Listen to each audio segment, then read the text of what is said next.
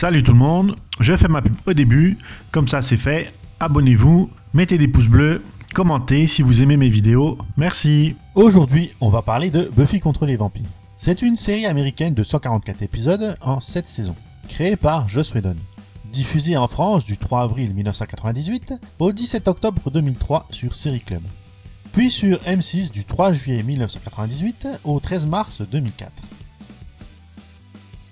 Buffy est la tueuse qui doit lutter contre les vampires et les démons de l'enfer. Elle vient d'une longue lignée d'élus, elle est accompagnée de son observateur qui doit la guider et l'entraîner pour lutter contre les forces du mal pendant qu'elle doit mener sa vie personnelle tant bien que mal et cacher ses activités nocturnes à la population et à sa famille. Buffy, jouée par Sarah Michelle Gellar, c'était une jeune fille comme les autres, avant que son destin ne la rattrape. Elle se retrouve à lutter contre les vampires et les démons qui sont attirés par la bouche de l'enfer qui se trouve à Sunnydale. Willow Rosenberg, jouée par Alyson Hannigan, est la meilleure amie de Buffy. Très intelligente, elle se mettra à la sorcellerie pour l'aider à lutter contre les démons et les vampires.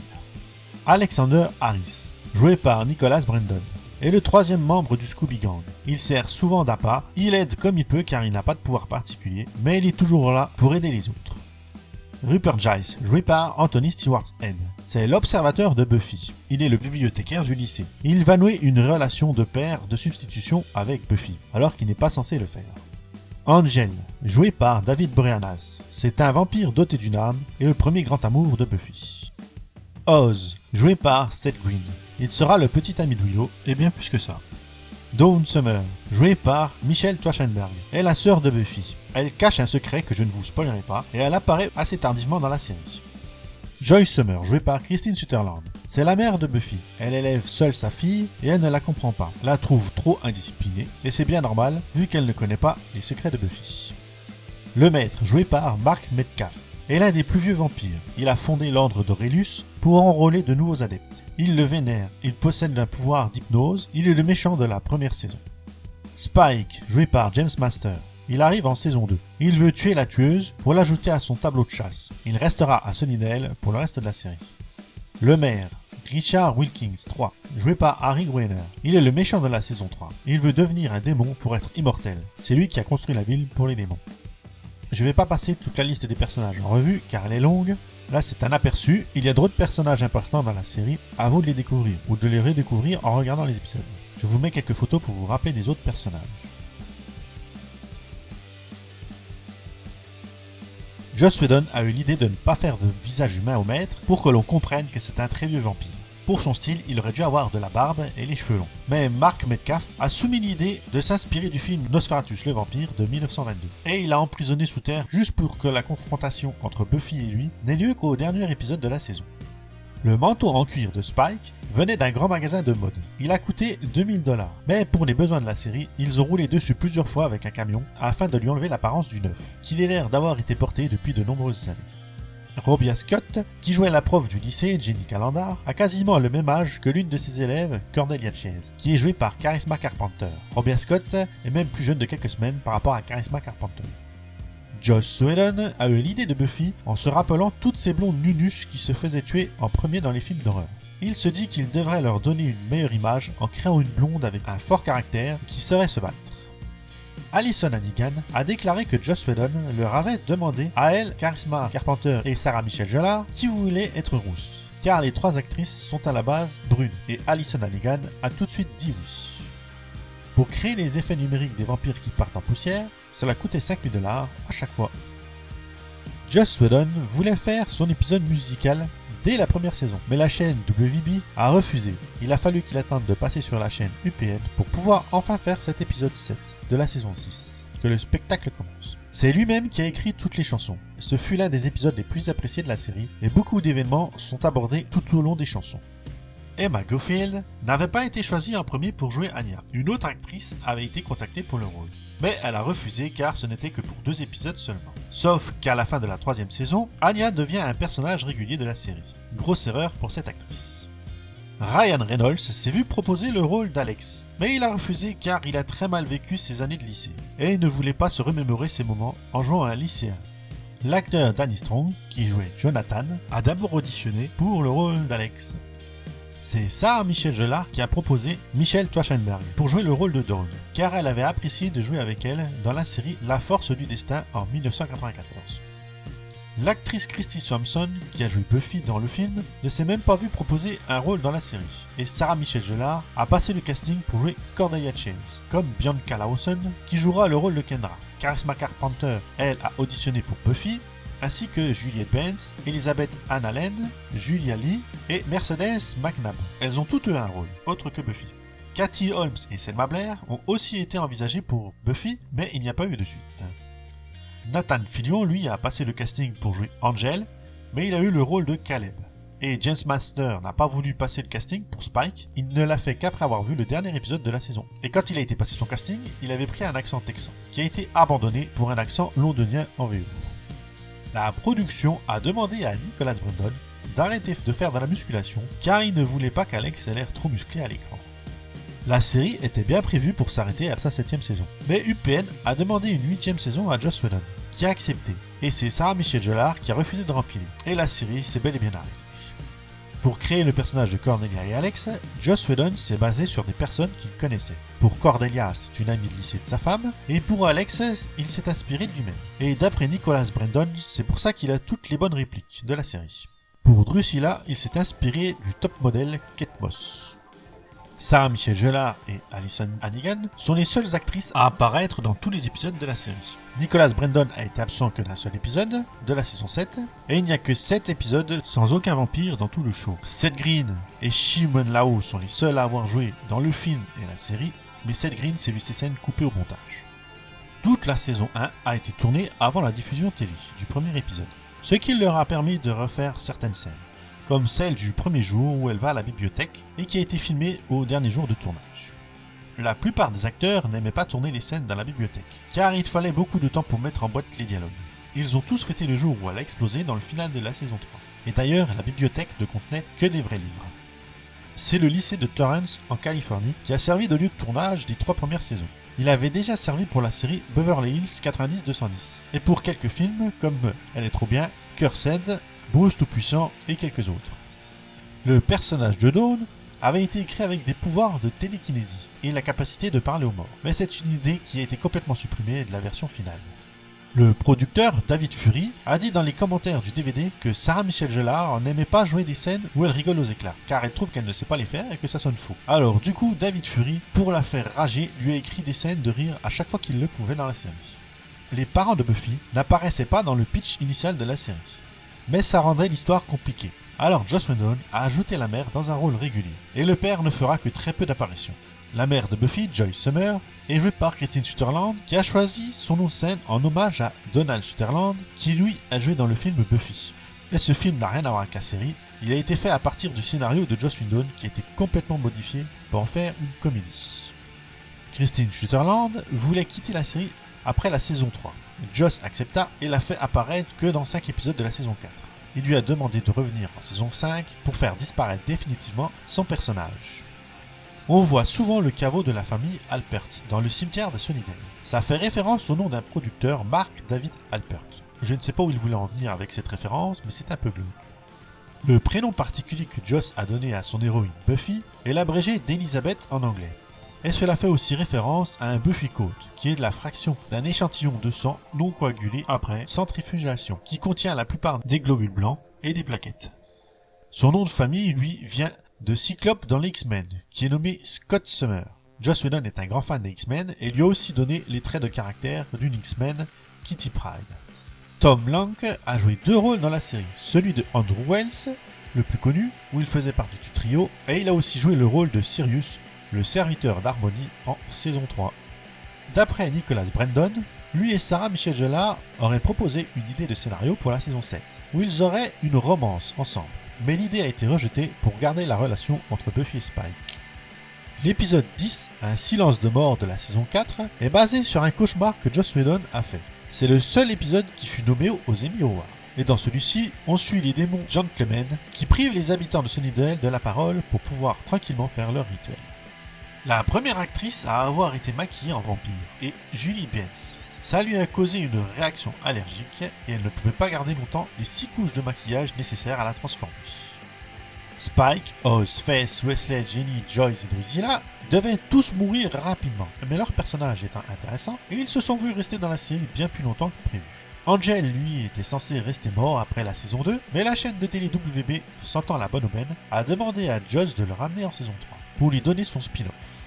Oz, lui, a fini par quitter la série à cause de son interprète, Seth Green, qui trouvait son rôle trop mineur, et il voulait faire du cinéma. Ainsi, il a mis fin au futur triangle amoureux qu'il aurait dû avoir entre Oz, Willow et Veruca. Alex, Buffy et Willow ont tous un épisode où ils jouent leur double. Mais pour Alex, c'était plus simple car il a un frère jumeau, Kenny Donovan, qui a pu jouer le rôle du doublon. Voici la petite liste des guest stars qui sont passés dans la série. Donc on y trouve Brian Thompson, Ayon Bailey, Clea Duval, Willie Garson, Christopher Goran, Wentworth Miller, Pedro Pascal, Amy Adams, Joss Whedon lui-même dans la saison 1 épisode 8, le groupe Nefferder dans la saison 7 épisode 19, Brian T, Kyle Penn, Amber Tamblyn, la chanteuse Ashanti,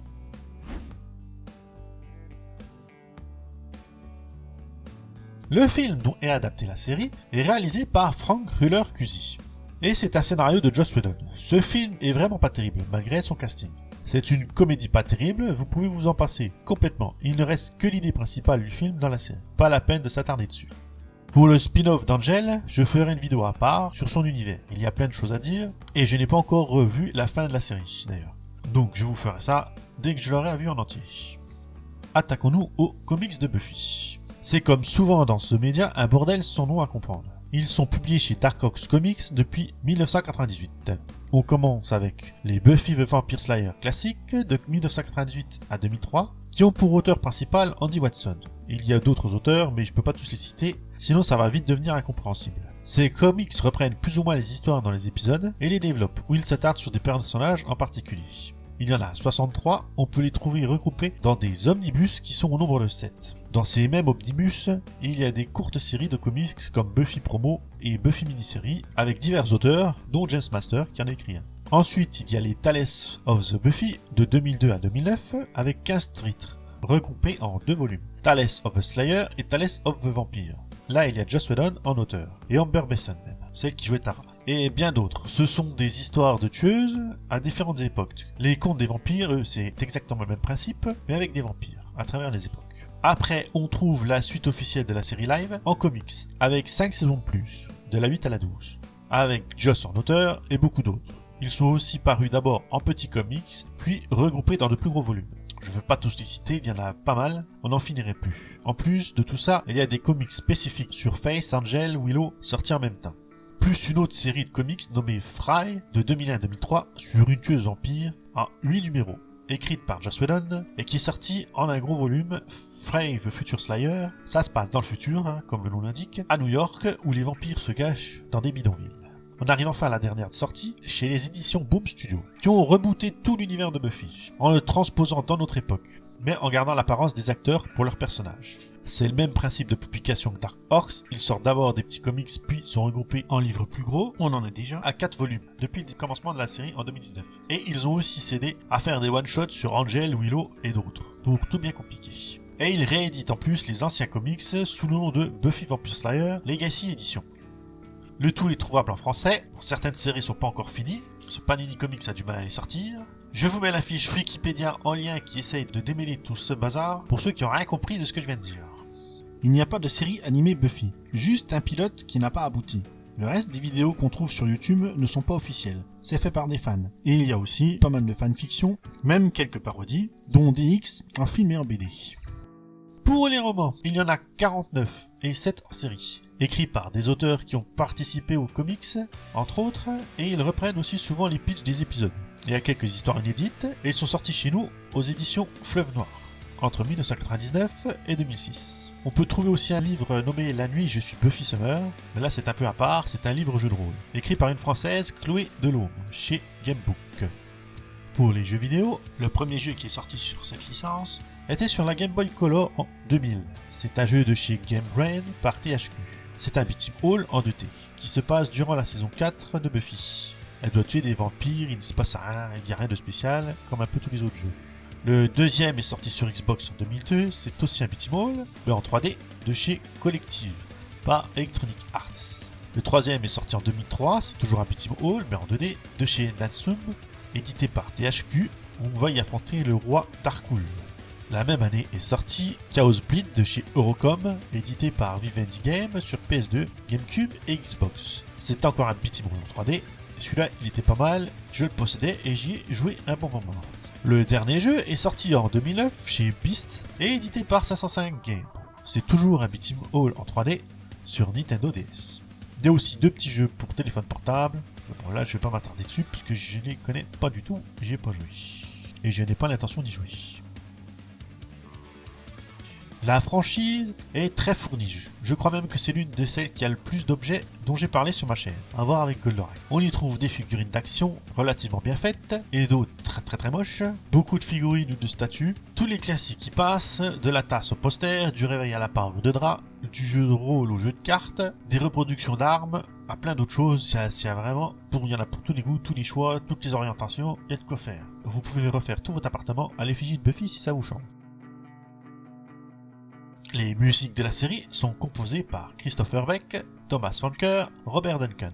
Le générique mythique, lui, est composé par Nerferder. D'ailleurs, ils ont peut-être plagié une chanson du groupe allemand Deutsch-österreichisches Feingefühl. Nerferder, on dit à propos de cela que c'était une coïncidence. Plusieurs petits groupes de rock ont pu passer sur la scène du bronze. C'est John King qui les invitait. On a pu voir ainsi les groupes Four Star Mary, Amy Mann, Angie Hart, Cibo Matto, Michael Branch et Cashoys. On a aussi entendu des musiques plus connues, comme celle de McClellan et de Blink 182. Tout ça a donné naissance à 4 albums, la BO de la série, l'album de l'épisode spécial Que le spectacle commence, une sélection de musique par Christopher Beck, et un coffret collector 4 CD en édition limitée, avec diverses musiques étalées de la saison 2 à la 7. J'ai été un gros fan de la série. J'ai un stock de posters, le CD de la BO, la série en VHS, quelques livres et comics, plein de magazines, donc je ne serai pas objectif sur sa qualité. Après 20 ans, pour moi, elle n'a pas vieilli. Elle est toujours d'actualité, du coup je vois pas l'intérêt du futur reboot qui va bientôt sortir. Ils auraient plutôt dû faire une suite dans le pire des cas, mieux ne rien faire. On trouve une version HD remasterisée de la série, mais il y a des coupes dans les épisodes qui étaient en 4/3, c'est pas terrible, il y a des épisodes où on voit des trucs qui ne devraient pas être là, à la base, c'est pas terrible mais il y a que ça en HD à se mettre sous la dent. Je pense que j'ai fait le tour de ce qu'il y avait à dire sur la série, même si là pour le coup je n'ai pas pu tout dire tellement il y en a. J'ai dû faire un choix, libre à vous de rajouter dans les commentaires ce qui vous paraît d'être intéressant à dire. Du coup le titre de la vidéo est pas complètement vrai, mais bon c'est pas grave. Ça aurait fait une énorme vidéo si j'avais vraiment tout dit ce qu'il y avait, et pas forcément très intéressant. Donc il y a les liens vers les sources en description, comme d'habitude, avec une playlist où il y a d'autres vidéos. N'oubliez pas le partage, les pouces si vous avez aimé, et l'abonnement. Et moi je vous dis à plus, bye bye.